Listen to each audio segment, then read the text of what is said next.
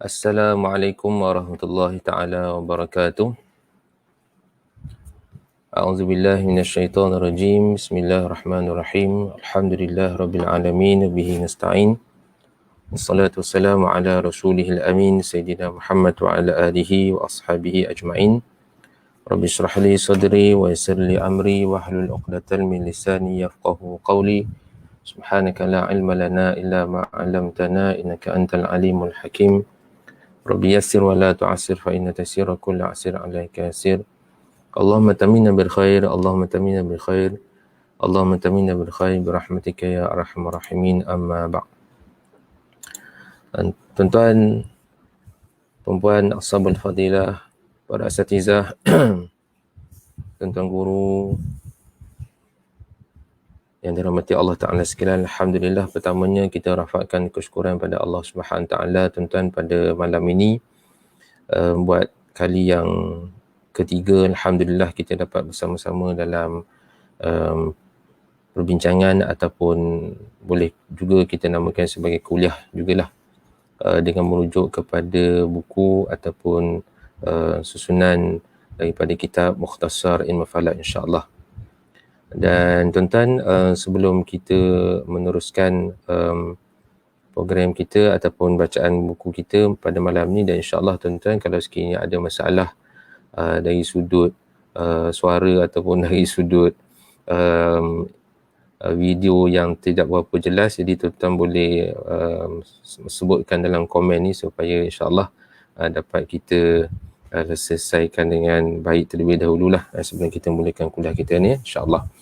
Jadi tuan-tuan, kalau sekiranya alhamdulillah kita punya perjalanan kuliah kini, tuan-tuan dapat mendengar dengan baik dan juga insya-Allah dapat melihat slide yang saya juga kongsikan bersama-sama pada malam ini, insya-Allah. Jadi tuan-tuan, kita akan sambung kembali perbahasan ataupun pengajian kita, perkongsian kita, tuan-tuan, pada halaman yang hari itu kita berhenti pada halaman yang ke-8. Jadi insya-Allah tuan-tuan, pada malam ni kita sambung kepada halaman yang ke-9 ya, halaman yang ke-9 dalam buku Mukhtasar Ilmu Falak, insya-Allah. Baik tuan-tuan. Seperti mana yang telah pun saya sebutkan dalam beberapa siri kuliah ataupun perbincangan kita sebelum ini, bahawa pengajian kita ini akan berlangsung pada hari Sabtu malam Ahad jam 9.30 malam, insya-Allah. Kalau tidak ada apa-apa halangan, tidak ada apa-apa arah melintang, insya-Allah kita akan bersama-sama bertemu dalam atas talian ini, insya-Allah. Dan pengajian kita, tuan-tuan, merujuk kepada buku Mukhtasar Ilmu Falak yang disusun oleh saya sendiri sebagai penyusun buku ini. Dan insya-Allah moga-moga tuan-tuan buku ini dapatlah memberikan faedah kepada semua, dan insya-Allah memberikan pula pahala yang berpanjangan kepada Al-Faqih sebagai penyusun, dan juga guru-guru, ibu bapa, isteri dan juga anak-anak dan seluruhlah guru-guru kita, insya-Allah. Baik tuan-tuan, pada malam ini insya-Allah kita sambung pada halaman yang ke-9, pada halaman yang ke-9, iaitu tuan-tuan, yang ini sebenarnya nanti sekejap saya akan tayangkan dekat slide ini, insya-Allah. Baik. Jadi kalau tuan-tuan yang belum ada memiliki buku Mukhtasar Ilmu Falak ni, boleh jugalah merujuk kepada slide yang ada saya sediakan di dalam talian ini, insya-Allah ya. Okey, baik. Pada halaman yang ke-9, tuan-tuan, ada saya masukkan rajah yang menunjukkan bagaimana apa yang disebut sebagai sistem ataupun sistem geosentrik, di mana kalau kita lihat dalam gambar rajah ini, tuan-tuan akan dapati bahawa kedudukan apa disebut sebagai markas alam, markas al-alam, yang merujuk kepada sebenarnya itu adalah kedudukan bumi lah. Dan kemudian pada falak yang pertama ataupun pada orbit yang pertama itu adalah terletaknya falak qamar. Jadi kalau ikutkan kaedah geosentrik ini, yang paling dekat dengan bumi adalah qamar ataupun bulan. Kemudian falak Utarid, planet Utarid, kemudian falak Zuhrah, falak Syams, falak Marikh, falak Mushtari, falak Zuhal, falak Al-Kawakib Tsabitah, dan juga falak Al-Atlas, Al-Atlas. Baik. Kalau kita lihat tuan-tuan, di dalam ini secara umumnya apa yang saya boleh kongsikan ialah gambar ini saya ambil daripada, kalau tuan-tuan dapat lihat dalam nota yang saya sediakan ini, sumber itu adalah berdasarkan kepada buku kitab Khulasah Al-Wafiyah. Khulasah Al-Wafiyah yang dikarang oleh Syekh Zubir Umal Al-Jilani. Ada yang telah saya kongsikan dalam beberapa siri kuliah yang lepas, bahawa kitab ini satu kitab yang cukup baik untuk sama-sama kita baca, untuk sama-sama kita menelaah insya-Allah, kerana dia ada manfaat yang cukup besar, cukup banyak kepada kita penggemar ataupun talibul ilmi dalam bidang falak insya-Allah. Jadi beliau memasukkan gambar ini ataupun memasukkan rajah ini dalam penerangan beliau berkaitan dengan beberapa teori berkaitan dengan konsep alam, dan beliau masukkan gambar rajah ini untuk menunjukkan kepada kita bahawa bagaimana ahli-ahli falak yang merujuk kepada ahli-ahli falak Yunani, contohnya seperti Ptolemy, yang menyatakan bagaimana markas alam atau pusat alam ini adalah bumi. Dan tuan-tuan dapat lihat dalam gambar ini ada falak qamar, bulan, Tarid, Zuhrah, Syams, matahari, planet Marikh, Mushtari, Zuhal.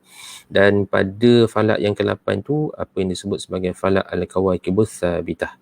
Falak al-kawakibus tsabitah, ataupun berdasarkan kepada buku-buku lain ada juga menyebutkan sebagai falak al-buruj. Baik, bila kita sebut falak al-buruj, maka kita pun boleh bayangkanlah apa yang dimaksudkan sebagai al-kawakibus tsabitah, kerana al-kawakibus tsabitah ialah sebenarnya merujuk kepada an-nujumu tsabitah, an-nujumu tsabitah, iaitu merujuk kepada kedudukan bintang-bintang ataupun kedudukan bentuk buruj itu, yang secara umumnya kalau kita lihat ataupun apa yang dilihat oleh orang dulu dengan hari ini, bintang-bintang ataupun formasi zodiak ataupun manzilah itu adalah sama seperti mana apa yang telah dilihat oleh orang dulu, sama seperti mana yang kita lihat.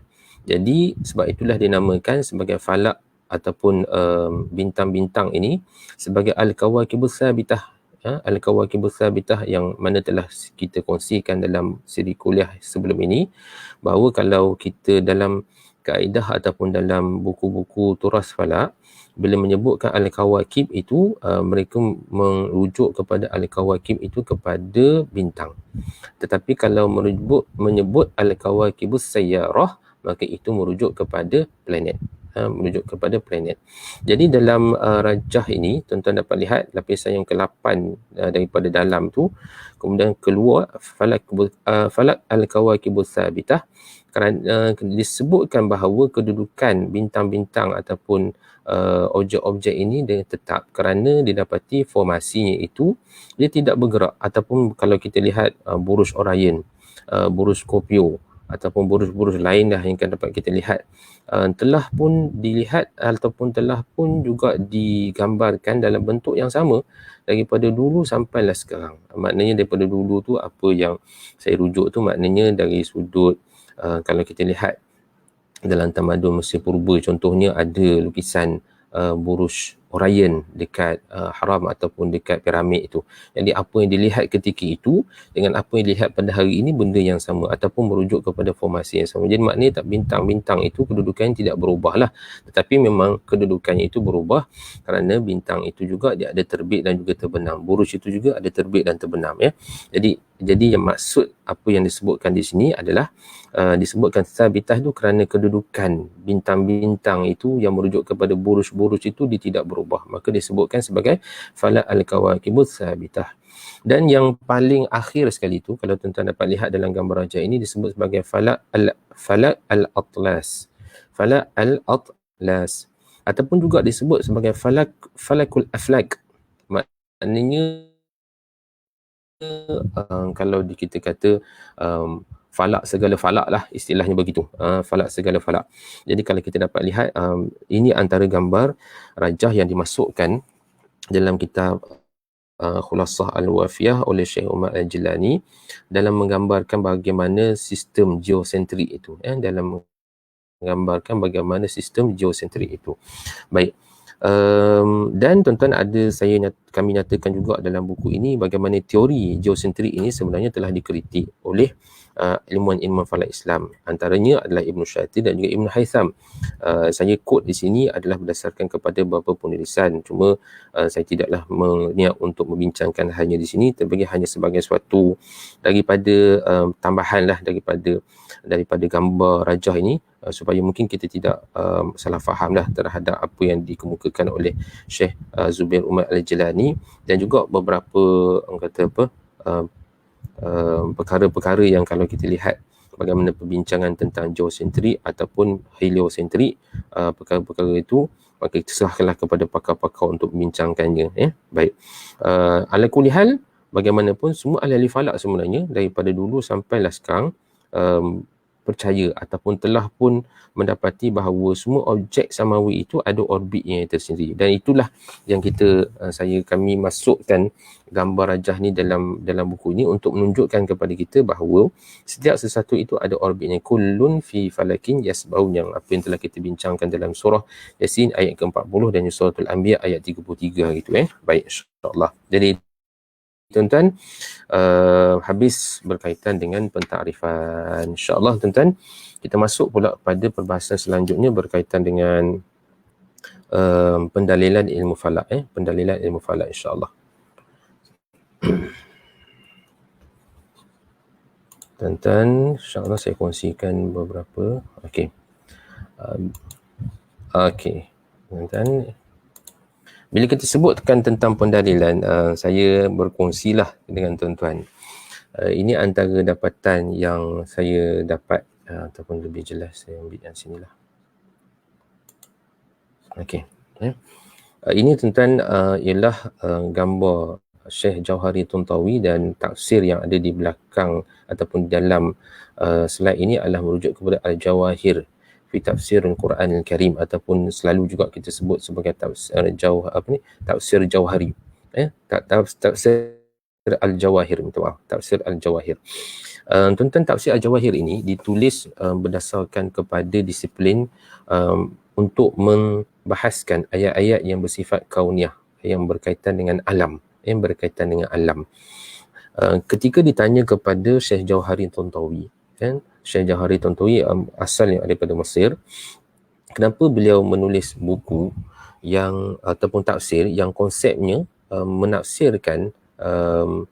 menafsirkan ayat-ayat kauniyah, iaitu bila Al-Quran membincangkan berkaitan dengan ayat-ayat berkaitan dengan bumi, berkaitan dengan as-sama, berkaitan dengan langit, as-samawat, berkaitan dengan angin ar-rih, berkaitan dengan insan, berkaitan dengan haiwan dan sebagainya, maka Syekh Jauhari Tontawi akan menghuraikan perbincangan tersebut dengan panjang lebar. Dan tuan-tuan boleh mendapatkanlah kitab ini, kerana kitab ini sangat berharga tuan-tuan, tapi dia agak tebal, dan juga jilidnya itu kalau tak silap saya lebih kurang dalam 24 hingga 25 jilid lah, wallahu ta'ala, lebih kurang begitulah tuan-tuan, lebih kurang begitu. Dan bila ditanya kepada Syekh Jauhari Tontawi tentang disiplin beliau menulis tafsir ini berdasarkan pada tafsir ayat kauniyah, maka ketika itulah dia menjawab di dalam muqaddimah. Kalau kita buka muqaddimah dalam kitab tafsir ini, pada awal-awal itu beliau telah menulis ataupun menyatakan kenapa beliau memilih untuk membahaskan ayat Quran ataupun membahaskan tafsir ini dari sudut ayat-ayat kauniyah, kerana katanya ini antaranya lah tuan-tuan, antaranya yang juga diulas juga oleh seorang tokoh ilmu ataupun tafsir kauniyah pada masa kini, daripada Mesir juga tuan-tuan, saya pun dah lupa namanya. Dia pun quote juga benda yang sama. Dapati bahawa bila ditanya kepada beliau kenapa, maka dia pun tanya balik, iaitu kalau kita lihat ayat Quran berkaitan dengan fiqh, ayat Quran berkaitan dengan fiqh, maka katanya ayat-ayat Quran yang berkaitan dengan fiqh itu adalah lebih kurang dalam 150 ayat, dalam 150 ayat, 150 ayat, ayat-ayat berkaitan dengan fiqh. Baik. Cuma tuan-tuan, disebut juga dibandingkan dengan ayat kauniyah. Ayat kauniyah itu lebih kurang dalam 750 ayat, 750 ayat ataupun 700 ayat lebih berkaitan dengan ayat-ayat kauniyah ini. lebih daripada itu. Dan bila ditanya lagi, berapakah kitab-kitab yang telah menghuraikan 150 ayat berkaitan dengan fiqh itu? Banyak sekali lah tuan-tuan ya. Kalau kita lihat buku-buku ataupun kitab-kitab yang membicarakan tentang perbahasan tentang fiqh itu banyak sekali, ribuan, bahkan mungkin Allah Ta'ala malah mungkin jutaan tuan-tuan. Kalau sekiranya apa yang berlaku di Baghdad ketika mana segala hasil-hasil penulisan kitab-kitab dibuang di dalam sungai di Baghdad ketika itu, mungkin banyak lagi kitab-kitab yang akan sampai kepada kita. Tetapi tuan-tuan, apa yang ada pada hari ini pun dah banyak sampai kita pun mungkin tak mampu untuk membaca semua kitab-kitab fiqh itu. Tetapi Syekh Jauhari Tantawi bertanya pula, iaitu bagaimana pula ataupun berapakah ataupun namakan kitab-kitab yang menceritakan tentang ayat-ayat ataupun ayat-ayat kauniyah yang lebih daripada 700 ataupun 750 ayat tadi tu. Maka di sinilah kenapa Syekh Jauhari Tantawi menulis ayat berkaitan dengan kauniyah. Maksud di sini ialah apa yang ingin saya kongsikan ialah dalam Quran sendiri sebenarnya terlalu banyak ayat-ayat berkaitan dengan alam, berkaitan dengan alam yang suruh kita melihat alam, suruh kita memikirkan afala yanzuru, afala yarau dan sebagainya, ayat-ayat yang dia mukaddimahkan begitu, suruh kita melihat alam ini dengan panggilan, dengan penglihatan, dengan renungan, dengan pemerhatian dan sebagainya. Baik tuan-tuan, jadi saya insya-Allah tuan-tuan malam ni kita cuba lihat dulu pada ayat yang pertama, pada ayat yang pertama. Baik. Ayat yang pertama yang nak kita kongsikan bersama pada malam ini, saya petik hanya ada 3 ayat sajalah tuan-tuan. 3 ayat saja untuk kita jadikan sebagai istidlal pada ilmu falak ini, dan telah saya sebutkan dalam kuliah yang lepas, iaitu kenapa kita bawa dulu pendalilan ilmu falak ini sebelum perbincangan lanjut kita lakukan, adalah untuk menunjukkanlah kepada kita ataupun kepada kalau sekiranya saya sebutkan sebelum ni, buku Mukhtasar Ilmu Falak ni memang kami buat, maknanya nak sesuaikan dengan pendekatan ataupun kuliah di masjid dan juga surau. Dan bila kita sebut ilmu falak ini, maka kadang-kadang orang mungkin pelik mengatakan kenapa nak mengajar ilmu falak di masjid dan juga surau, kan? Mungkin kalau di sebelah bandar-bandar mungkin benda ni tak pelik lah. Tapi pendekatan ni maknanya kita cubalah pendekatan yang mesra kepada semua ahli-ahli Jumaah, yang tua, yang muda, di kampung, di bandar.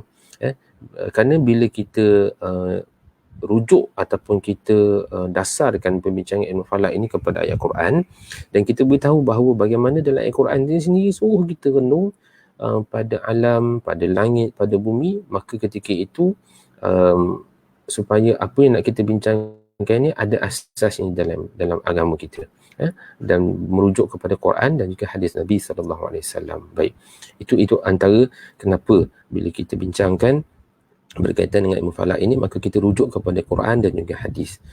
Dan apatah lagi kita sebagai seorang Muslim, sebagai seorang mukmin, maka kita tentu sekali lah tak boleh lari daripada melihat bagaimana dimensi perspektif yang digariskan dalam Al-Quran dan juga hadis untuk kita bawa ilmu falak ini. Baik, insyaAllah. Baik, antaranya tuan-tuan apa yang saya kongsikan bersama dalam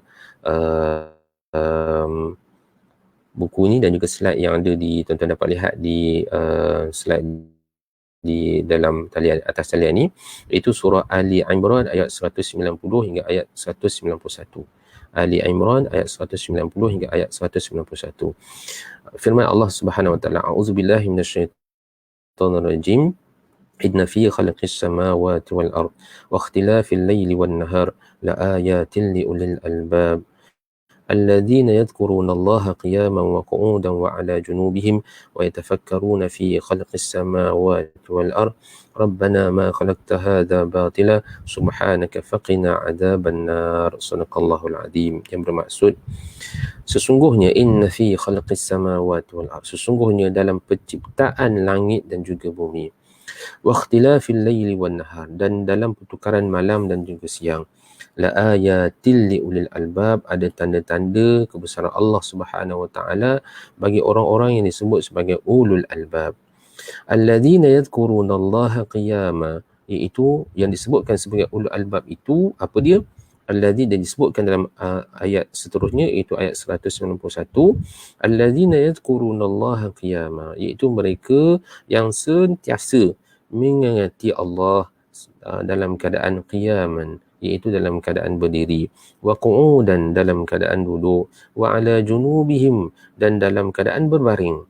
Maknanya yang pertama, ciri yang disebut sini adalah mereka ini sentiasa yadhkurunallah, sama ada berdiri, duduk ataupun berbaring.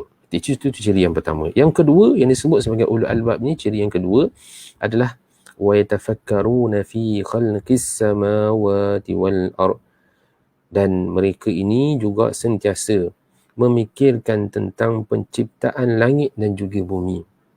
Masya-Allah. Maknanya di sini, apa yang saya pernah juga terjumpa sebuah buku yang baik, dikarang ataupun ditulis oleh salah seorang penulis yang terkenal juga di Malaysia, Al-Fadhil Ustaz Fahrul Makjoy. Beliau menulis buku tentang fikir dan juga zikir. Jadi kalau kita lihat dalam ayat ini, yadhkurun wa yatafakkarun, orang yang disebut sebagai ulul albab tu adalah orang yang berzikir dan juga orang yang berfikir. Apa yang difikirkan? Wa yatafakkaruna fi khalqis samawati wal ard, mereka ini memikirkan tentang penciptaan langit dan juga bumi. Hasil daripada zikir itu, maka akan terkeluarlah daripada mulut mereka, Rabbana ma khalaqta hadza batila, ya Allah, apa yang engkau ciptakan ini adalah tidak sia-sia. Maknanya ketika mana mereka melihat secara manusia yang beriman percaya bahawa Allah Ta'ala tidak akan menciptakan sesuatu yang sia-sia, itu telah kita imani.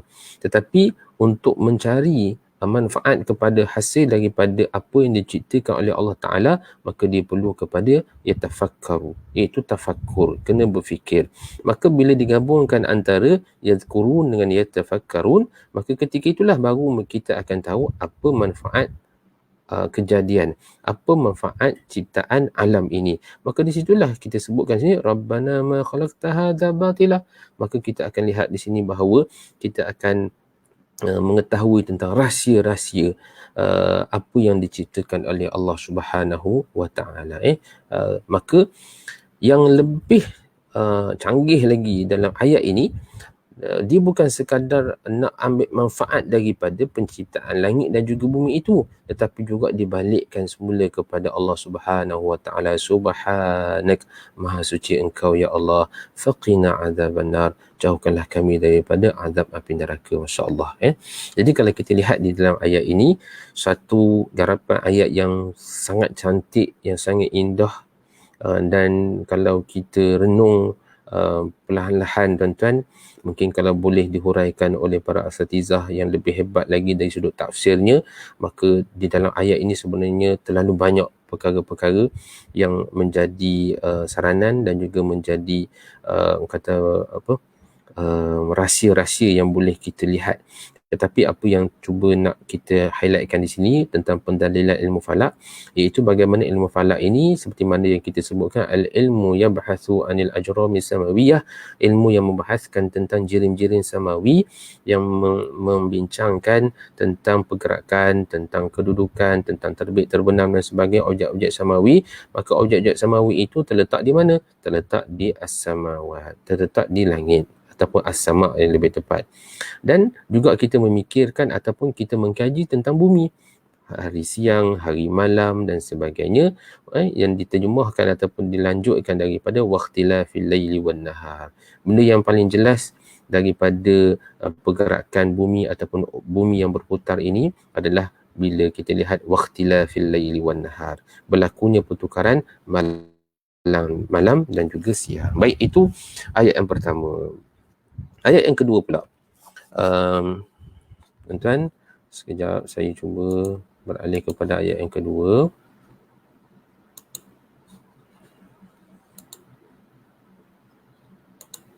Baik, ayat yang kedua.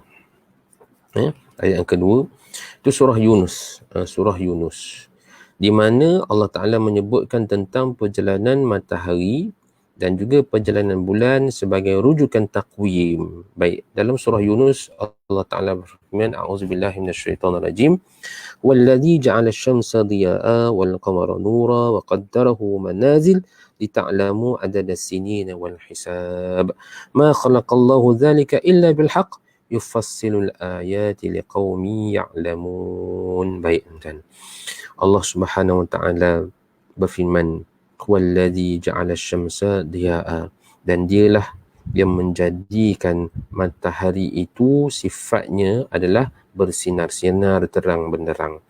Wal qamara nura, dan bulan itu pula sifatnya bercahaya. Wa qaddarahu manazil, dan Allah Ta'ala telah menetapkan bahawa perjalanan tiap-tiap sesuatu itu ada manzilah-manzilahnya. Ataupun kalau yang lebih tepat, kita sebutkan manzilah ini merujuk kepada rumah-rumah yang ada dekat langit sana tu yang akan dilalui oleh qamar. Kalau kita tengok dalam surah Yasin, maknanya bulan ini akan melalui manzilah-manzilah. Ada manzilah-manzilah sebanyak 28. Sementara yang matahari pula akan melalui apa yang disebut sebagai buruj. Baik. Maka apa yang kita mendapat perolehi daripada perjalanan matahari di atas buruj dan perjalanan bulan di atas manzilah, lita'lamu adadas sinina wal hisab, untuk kita mengetahui apa yang disebutkan sebagai bilangan tahun dan kiraan masa. Bilangan tahun dan kiraan masa. Ma khalaqallahu dzalika illa bilhaq, maka Allah tidak menjadikan semua itu melainkan dengan adanya faedah dan gunanya yang sebenar. Yufassilul ayati liqaumi ya'lamun, di mana Allah Ta'ala nak menerangkan ataupun nak menjelaskan ayat-ayat liqaumi ya'lamun pada orang-orang yang mahu berfikir ataupun yang mahu mengetahuinya. Betul, ya'lamun. Baik. Ayat ini juga masya-Allah tabarakallah satu ayat yang sangat hebat dari sudut intipati ayat ini, di mana Allah Ta'ala menyebutkan bagaimana matahari dan juga bulan itu sebagai sumber takwim.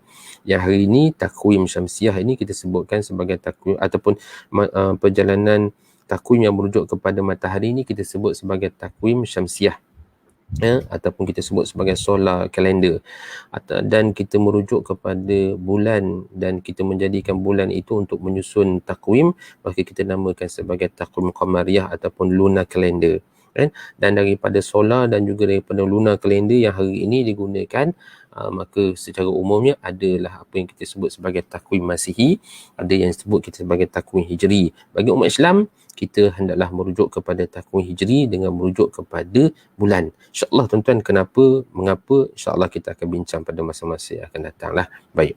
Dan di sini jelas menyatakan bahawa bagaimana pendalilan ilmu falak di dalam ayat ini, bahawa bagaimana seseorang itu bila memerhatikan perlulah menjalankan kajian, perlulah menjalankan cerapan, penelitian, merekodkan perjalanan matahari dan juga bulan, melakukan cerapan dan sebagainya, seperti mana saya kongsikan dalam kuliah lepas bagaimana hilal Rejab yang insya-Allah tabarakallah dapat kita lihat pada hari ke-30 Jamadil Akhirah itu ataupun Jumadil Akhir itu, iaitu kita dapat lihat anak bulan, dan itu menjadikan sebagai usaha kita dalam menyusun takwim kita ini secara lebih tepat. Baik, tuan-tuan.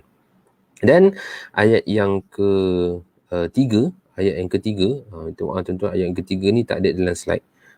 Tetapi tuan-tuan merujuk kepada surah Al-Isra ayat yang ke-12. Ayat yang ke-12.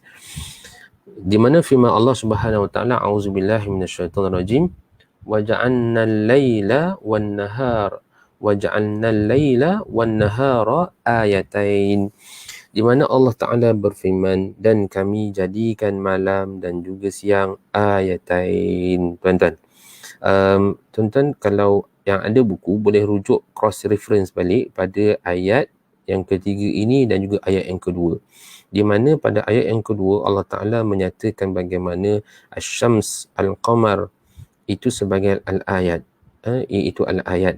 Dan dalam ayat surah Al-Isra ayat ke-12 ini juga Allah Ta'ala menyebutkan waja'anna al-laila wan-nahar, matahari, malam dan juga siang ni ayatain, dua tanda-tanda daripada tanda-tanda kebesaran Allah Subhanahu Wa Taala. Tuan-tuan, bila kita merujuk kepada tafsir ayatain ni ataupun ayat ini, maka ada dua ayat sebenarnya. Kalau ikutkan tafsir, ada dua yang disebut sebagai ayat ini sambil lalu saja tuan-tuan. Ayat yang pertama ayatul makru, ayatul makru, dan juga yang kedua disebut ayatul mandur. Ayatul makru dan juga ayatul mandur. Ayatul makru itu adalah ayat yang dibaca, iaitu ayat Quranul Karim yang ada dalam mushaf itu. Yang kalau tuan-tuan pada malam ini hari Sabtu malam Ahad dengan Quran time, maka itu Quran, ayatul makru. Dan ada yang disebut sebagai ayatul manzur, ayat yang dilihat. Yang dilihat ini apa dia? Alam ini, yang disebut sebagai kauniyah ini, alam ini adalah ayat yang dilihat. Maka ayat yang dilihat ini adalah apa yang disebut di dalam surah Yunus ini dan juga dalam surah Al-Isra', di mana Allah Ta'ala menyebut asy-syams, al-qamar, matahari dan juga bulan sebagai ayat.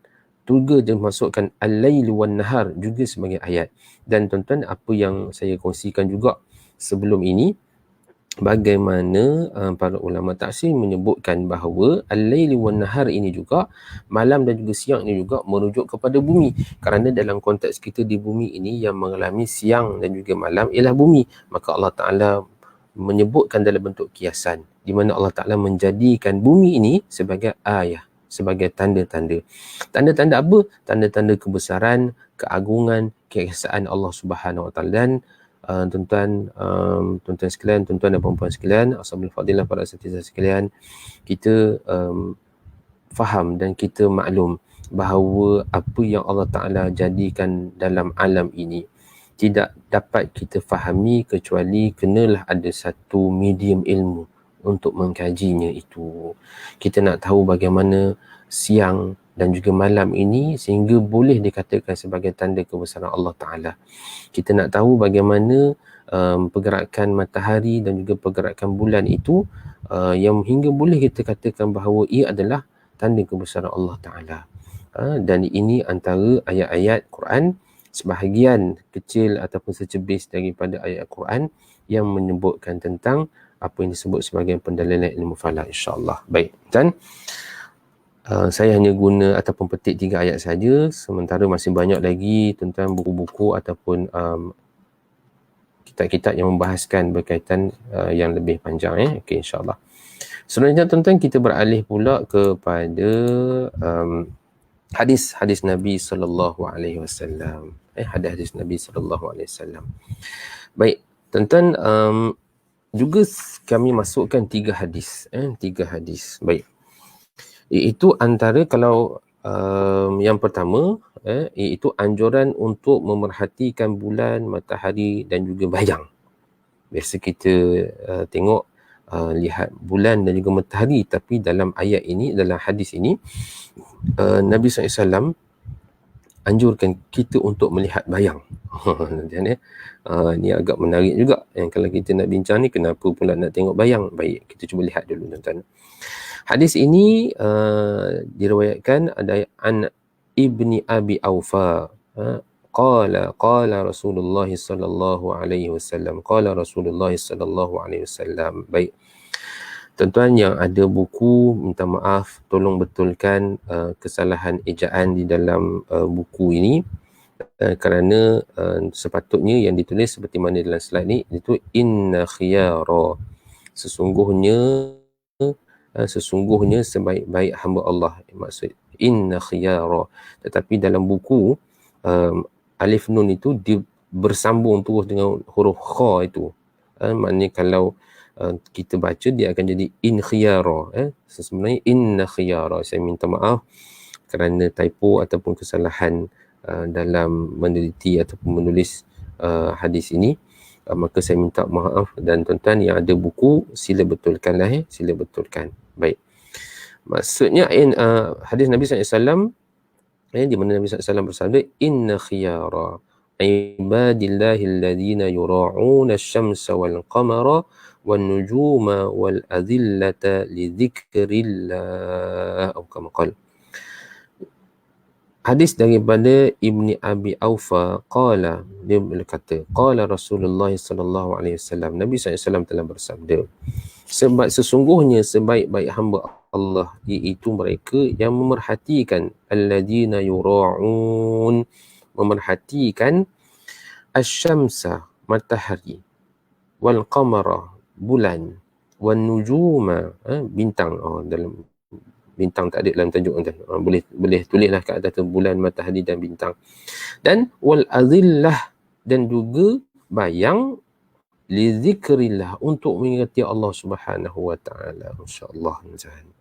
Hadis ini riwayat daripada Imam Al-Baihaqi.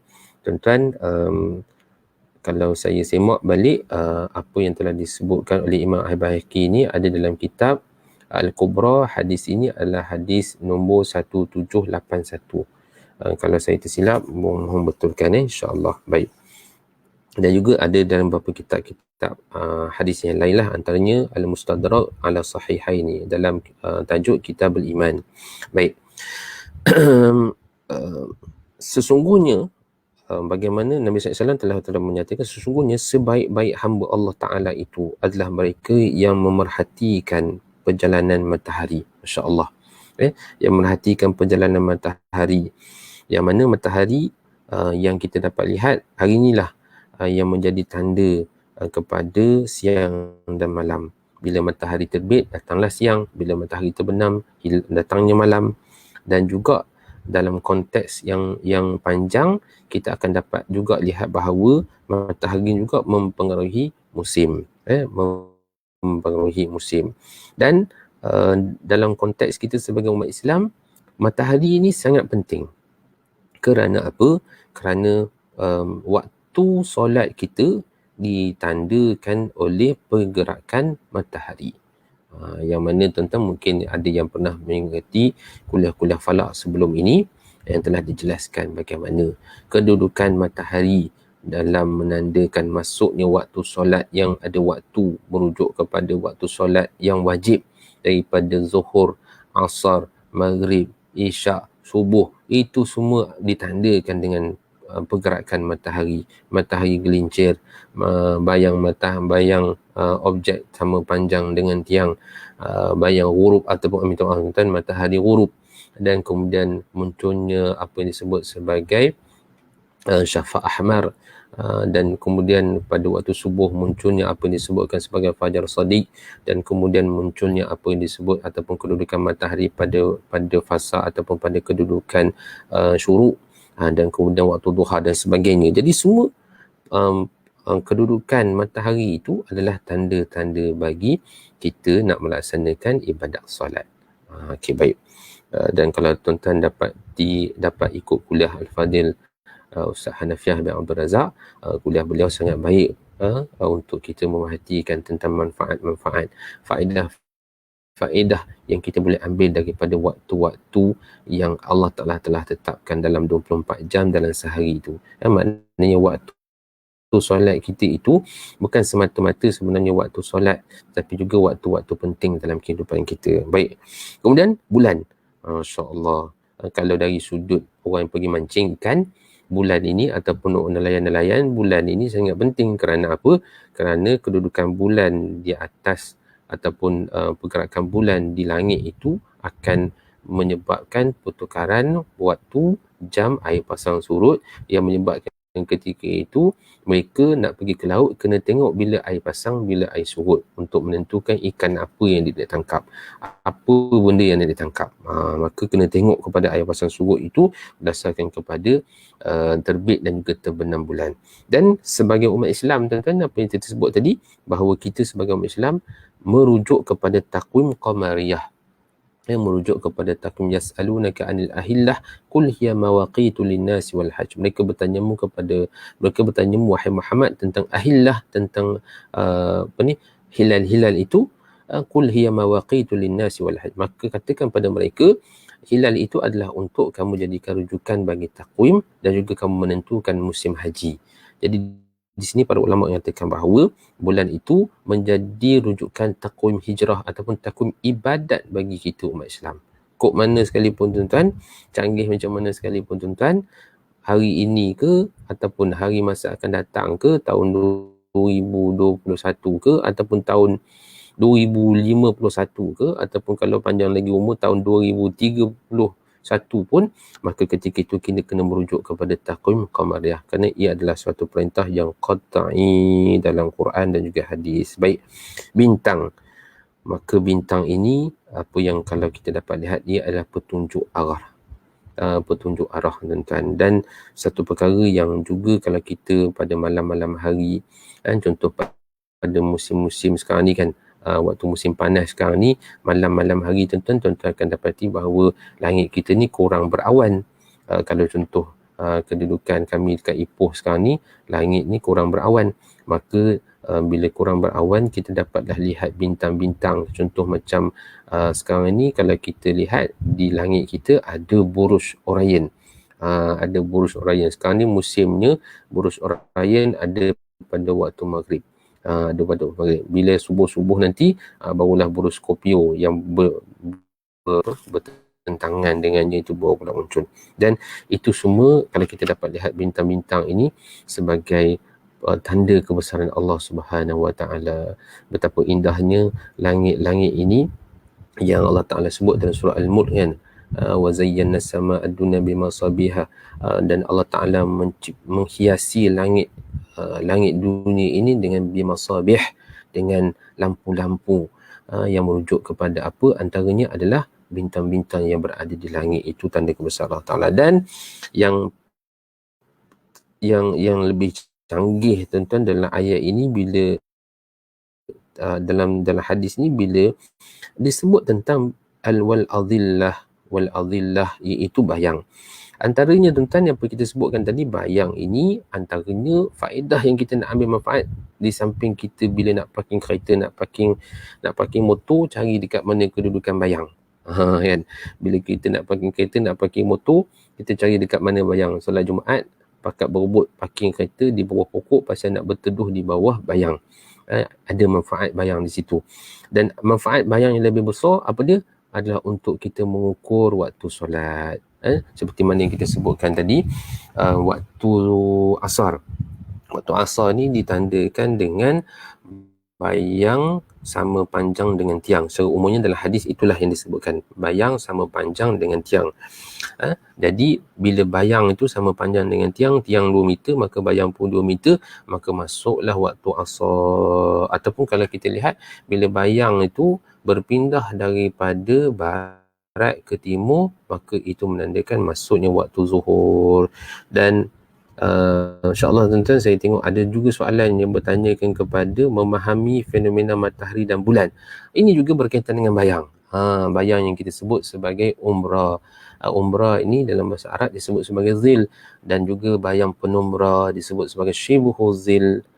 Maka dua bayang ini, jenis bayang ini, masya-Allah, menyebabkan matahari itu terlindung di bulan ketika mana berlakunya gerhana matahari. Dan juga ketika mana berlakunya gerhana bulan, maka bayang bumi ini jatuh pula ke atas bulan, menyebabkan bulan itu hilang cahayanya. Maka ini juga adalah hasil daripada bayang. Dan kalau kita perhatikan asy-syamsu wal qamar wan nujumu azillah lidzikrillah, untuk kita mengingati Allah Ta'ala, maka insya-Allah kita akan termasuk dalam orang-orang yang disebut sebagai inna khiyara, sesungguhnya sebaik-baik ibadillah itu. Baik tuan-tuan, hadis yang kedua ada dalam slide itu juga, dan iaitu bagaimana bintang-bintang sebagai petunjuk. Hadis daripada Anas bin Malik yaqulu qala Nabi sallallahu alaihi wasallam inna mathal al-ulama'i fil ardi kamathal an-nujumi fis sama' yuhtada biha fi dhulumatil barri wal bahr fa idzan tamasat an-nujumu aw shaka an tadilla hudatu. Baik tuan, masya-Allah. Hadis ini menceritakan bagaimana Anas bin Malik radhiyallahu anhu berkata, qala Nabi sallallahu alaihi wasallam, Nabi sallallahu alaihi wasallam telah bersabda, sesungguhnya mathal ulama, sesungguhnya tamsilan perumpamaan para ulama itu fil ardi, di bumi ini, adalah kamathalin nujum, seperti bintang-bintang fis sama, di langit. yuhtada biha fi zulumatil barri wal bahr, yang mana bintang-bintang itu dan juga bagaimana ulama-ulama itu, orang-orang yang berilmu itu adalah berperanan yuhtada biha fi zulumatil barri wal bahr, menjadi petunjuk dengannya pada hari ataupun pada gelap malam, sama ada kita berada di daratan ataupun di lautan. Masya Allah. Fa'idan tamasitin nujum, dan ketika mana kabur ataupun terbenam ataupun hilang bintang-bintang itu ataupun cahaya bintang itu dah semakin kabur, au syaka antadillah hudatu, hampir-hampir saja orang yang mendapat hidayah ataupun yang mendapat petunjuk itu tersesat. Tuan-tuan yang mungkin ada buku mungkin boleh potong kot dalam terjemahan atau meragui itu, mungkin ada kesilapan sikit pada terjemahan buku yang kami buat ini, atau meragui itu boleh potong terus. Itu maksudnya ketika mana kabur ataupun terbenam ataupun hilang cahaya bintang-bintang itu, hampir ausyaka orang yang mendapat petunjuk itu sesat.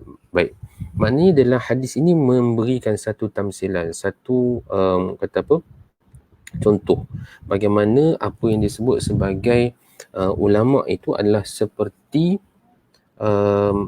yang kita sebut sebagai bintang-bintang di langit. Maknanya kedudukan bintang-bintang di langit ini peranannya adalah yuhtada, menjadi petunjuk, seperti mana peranan ulama di bumi ini. Masya Allah. Yang itu, yang 4 ulama di bumi itu saya serahkan kepada ahli-ahli lah untuk membicarakannya. Tetapi di sini nak menyamakan bagaimana peranan ulama-ulama di bumi ini disamakan an-nujum fis sama', bahawa bintang-bintang yang Allah Ta'ala ciptakan di langit itu adalah untuk memberikan petunjuk, memberitahu kita di mana arah jalan dan sebagainya dalam ketika mana dalam gelap malam, sama ada dalam di atas daratan ataupun di lautan. Dan bila bintang ini malap, bila bintang ini hilang, maka ketika itu kadang-kadang boleh menyebabkan orang sesat. Masya Allah. Jadi ini antara satu ilmu yang juga ada kita bincangkan tuan-tuan sepintas lalulah dalam buku kita ini, apa yang disebut sebagai ilmu Al-Anwar. InsyaAllah kita akan bincang nantilah bagaimana nak mengenali kedudukan bintang-bintang ini bagi mencari petunjuk kepada arah, insyaAllah. Baik, maknanya dalam hadis ini pun jelas tentang perbahasan bahawa bagaimana dalam hadis Nabi juga menyuruh kita melihat kepada bintang-bintang di langit, kerana bintang-bintang di langit itu adalah petunjuk untuk kita mencari arah jalan ketika mana dalam gelap malam, sama ada kita di daratan ataupun di lautan. Baik tuan, hadis ini riwayat Imam Ahmad. Hadis yang ketiga iaitu anjuran mempelajari perjalanan bintang. Hadis ni tuan-tuan sangat popular dan sangat selalu diulang-ulang oleh tuan guru kita Al-Fadhil Ustaz Hanafiah bin Abdul Razak. Qala Abu Hurairah an Rasulullah sallallahu alaihi wasallam annahu qala ta'allamu minan nujum ma tahtadu bihi fi zulumatil barri wal bahr thumma intahu. Baik. Abu Hurairah radhiyallahu anhu telah berkata dari Rasulullah sallallahu alaihi wasallam, sesungguhnya baginda bersabda, pelajarilah minan nujum, daripada perjalanan bintang-bintang itu, ma tahtadu bihi fi zulumatil barri wal bahr, apa yang boleh memberikan kamu petunjuk dengan kedudukannya itu, fi zulumat, sama di dalam gelap malam ketika mana kamu berada di bumi ataupun di daratan, wal bahr ataupun di lautan, dan kemudian summan tahau, dan kemudian berhentilah. Maknanya lepas kamu dah tahu bagaimana fungsi bintang-bintang itu untuk memberikan petunjuk kepada kamu, maka summan tahau ni tuan-tuan, hadza yahtaju ila bahsin tawil, perlu kepada perbahasan yang panjang. Jadi bukan niat saya lah untuk membincangkan tentang summan tahau tu. Kalau tuan-tuan nak tahu apa maksud summan tahau tu, boleh cuba search cari tengoklah dalam YouTube berkaitan dengan kuliah Al-Fadhil Ustaz Hanafiah, ada dibincangkan tentang hadis ini dengan panjang lebar. Baik, maknanya dalam hadis ini menyebutkan bahawa daripada Abu Hurairah radhiyallahu an mengatakan bahawa Nabi SAW suruh kita belajar tentang perjalanan bintang-bintang. Dengan perjalanan bintang tersebut, macam yang hadis yang kedua tadi, untuk kita mengetahui petunjuk-petunjuk ketika mana kita bermusafir, berjalan di malam yang gelap, ketika mana kita di daratan ataupun di lautan. Baik, cuma tuan-tuan, sedikit tambahan lah. Kalau sekiranya ada juga saya semak ada menyatakan bahawa ini sebenarnya bukan hadis, tetapi ia adalah kata-kata Sayyidina Umar. Wallahu ta'ala alam, tuan-tuan. Kerana ada juga tuan-tuan yang merujuk kepada apa yang kita catatkan di sini, dia adalah kata-kata Sayyidina Umar. Tetapi kalau hadis ini yang kami rujuk berdasarkan kepada riwayat Imam Al-Baihaqi, Imam Al-Baihaqi dalam kitab Fi Sya'bul Iman, hadis yang 1723. Tetapi kalau kita lihat juga ada kata-kata Sayyidina Umar yang hampir lebih kurang sama dengan maksud hadis ini, iaitu qala Umar bin Khattab radhiyallahu an ta'allamu minan nujum ma ta'rifuna bihil qiblah wat tariq, wat tariq, iaitu di mana Umar bin Khattab menyuruh ta'allamu minan nujum, belajarlah kamu tentang bintang-bintang ini, ma ta'rifun, apa yang boleh kamu tahu daripada ilmu ini, iaitu tentang kiblat dan juga tariq. Maknanya daripada kedudukan bintang itu kita boleh tahu tentang kiblat, di mana arah kiblat kita, dan juga tariq, dan juga perjalanan bila kita bermusafir kita pun tahu. Ala kulli hal tuan-tuan, apa yang ada dalam hadis ini saya rasa sudah cukup untuk kita bahaskan, cukup kita jadikan sebagai satu hujah bahawa ilmu falak ini sangat penting, kerana telah pun diberikan petunjuk-petunjuk di dalam Quran maupun dalam hadis Nabi SAW, tuan-tuan, insya-Allah. Baik tuan-tuan, kita masuk pula ke dalam tajuk yang seterusnya. Okey, tajuk ini tuan-tuan hanya ringkas saja perbincangan kita di dalam buku ini, hanya sambil lalu sahajalah untuk memberikan sedikit percambahan, bukan percanggahan, memberikan sedikit percambahan kepada pentarifan ilmu falak, iaitu ilmu falak dan juga ilmu astronomi. Okey, ini ada tuan-tuan boleh rujuk muka surat halaman yang ke-13, ilmu falak ataupun ilmu astronomi. Umumnya tuan-tuan, bila kita dalam masyarakat umum ni, bahasa yang mungkin kadang-kadang kita kena bercakap dalam bahasa yang mudah difaham oleh masyarakat lah. Ala kulli hal, kita bercakap dengan bahasa yang mudah untuk difahami oleh masyarakat, maka secara umumnya masyarakat kita bila sebut ilmu falak itulah ilmu astronomi. Ilmu falak itulah ilmu astronomi. Okey, baik. Cuma tuan-tuan ada sedikit sajalah penambahan kepada apa yang kita boleh bincangkan pada malam ni. Apa yang telah pun dibahaskan secara panjang lebar oleh Profesor Madya Dr. Baharudin Zainal daripada UNIZA, guru kami yang mulia, menceritakan tentang perbahasan ilmu astronomi ataupun perbahasan ilmu falak. Tuan-tuan boleh cuba cari buku ataupun YouTube juga ada tentang pentarifan ilmu falak oleh beliau. Satu perbahasan yang sangat menarik untuk kita bincangkan. Cuma tuan-tuan, bila kita sebut sebagai yang ada kami catatkan dalam buku ini, buku surat 13 ni, saya minta maaf saya tidak highlightkan di dalam slide ini. Yang disebut sebagai ilmu astronomi itu, kalau kita lihat terjemahannya itu astronomi. Astro itu maksudnya, astro itu dalam bahasa Yunani merujuk kepada bintang. Astronomi itu masuk kepada ilmu. Maknanya kalau kita terjemah secara terjemahan bahasa, maka kita akan terjemah sebagai ilmu bintang, ataupun dalam bahasa Arab kita sebut sebagai ilmu nujum. Bila kita sebut ilmu nujum, tentu sekali tuan-tuan ada di kalangan kita yang ilmu nujum, kita rasa terkejut. Maknanya ilmu astronomi ni ilmu nujum ke? Kerana tuan-tuan, dalam budaya ataupun dalam konteks kita di Malaysia, ilmu nujum ataupun dalam konteks kita pada hari inilah, ilmu nujum ini satu bentuk ilmu yang akan kita bincangkan kat bawah nanti ni, astrologi. Tapi tak apa, nanti kita bincang kemudian. Baik. Dan yang dikatakan ilmu falak ini adalah syu'bah ataupun di sebahagian cabang daripada ilmu nujum yang juga sinonim dengan terjemahan ilmu hay'ah. Baik, tuan-tuan. Menurut kalau saya terus baca dulu apa yang boleh kita rujuk juga dalam sebuah buku dalam bahasa Arab tentang buku ni, iaitu apa yang telah ditulis oleh Yahya Syami. Yahya Syami menulis buku ataupun kitab yang sangat menarik yang kalau tuan-tuan boleh dapatkan, iaitu tajuknya Ilmu Falak Safhat fi Turathil Ilmi Al-Arabi wal Islami. Buku ini buku ini tuan-tuan ada memperihalkan tentang bagaimana takrifan ilmu falak ini dan perkembangannya dalam hadarah Islamiyah, dalam tamadun Islam, dan juga mengambil kira juga tamadun-tamadun terdahulu. Kerana ilmu falak ini sebelum daripada penggunaan ilmu falak ini popular, lebih mereka yang terkenal adalah menggunakan ilmu hay'ah. Dan lafaz hay'ah ini merujuk, maksud dia berbeza berbanding dengan falak, iaitu hay'ah ini merujuk kepada hal, keadaan sesuatu, bentuk ataupun gambaran. Dari sudut terjemahan bahasanya memang berbeza dengan ilmu falak. Tetapi bila kita pergi kepada perbahasan secara pentakrifan,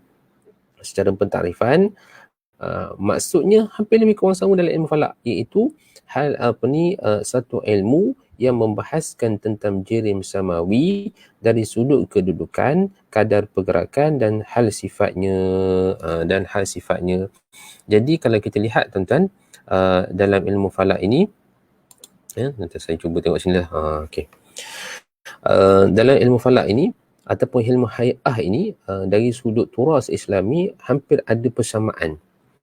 Bahkan dalam apa yang disebut oleh Dr. Yahya Syami dalam kitab beliau, dia disebutkan bahawa ilmu falak ini adalah ilmu hay'ah dan ilmu hay'ah adalah ilmu falak. Wal aqsus sahih. Maknanya benda yang samalah dari sudut penggunaan istilah turas. Maknanya ilmu falak ini juga ilmu hay'ah, ilmu hay'ah juga ilmu falak. Baik. Kalau maknanya kalau kita lihat dalam perbahasan sama ada ilmu falak dan ilmu astronomi ini adalah ilmu yang sama, maka dalam konteks kita di Malaysia ini, biasanya kita kata ilmu falak ini lebih kita cenderungkan kepada perbahasan-perbahasan berkaitan dengan agama. Bila kita sebut astronomi itu, dia lebih kepada kalau kita bincanglah dari sudut fiziknya, dari sudut geometri dan sebagainya lah bila kita sebut astronomi ni.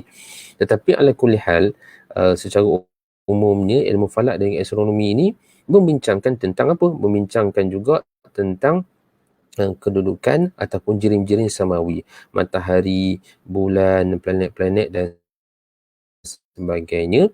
Maka ilmu falak dan juga ilmu astronomi menjadikan objek-objek semawi ini sebagai bahan kajian, ataupun sebagai medan untuk membuat carapan, mencatatkan perjalanan, peredaran, pergerakan matahari, bulan dan sebagainya.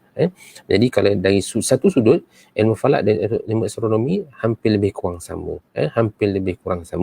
Tetapi ada beberapa sudut yang membezakannya lah. Antaranya kalau kita dapat lihat lah dalam konteks dunia pada hari ini, ilmu astronomi ini mungkin orang kata lebih advance lah, lebih advance berbanding ilmu falak.